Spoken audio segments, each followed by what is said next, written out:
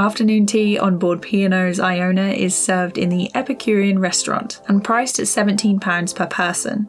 This is an additional charge not included in your cruise and can only be booked once on board the ship through the My Holiday webpage app or at the Epicurean if you prefer to book in person.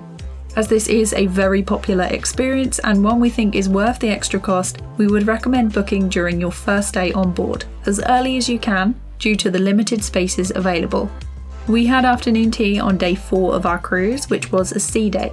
On arrival, we were given the menu and the team took the time to explain everything to us before we tucked in. There was a good variety in the menu outside of the traditional finger sandwiches you often find.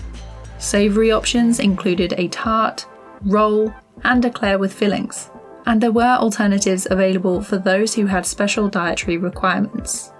The scones were freshly baked and came with cream and jam, which the team were happy to refill when asked. The pastries were delicious and sweet. The cake pop filled with cheesecake was a great addition, as was the vryn, which was really refreshing and cut through the sweetness of the pastries we'd had before. Tea and coffee were offered throughout the service, and a glass of bubbly was available at an additional charge if you wanted something extra. There were sea views from every table, and with good food, good company and great service, it was a lovely way to spend an afternoon.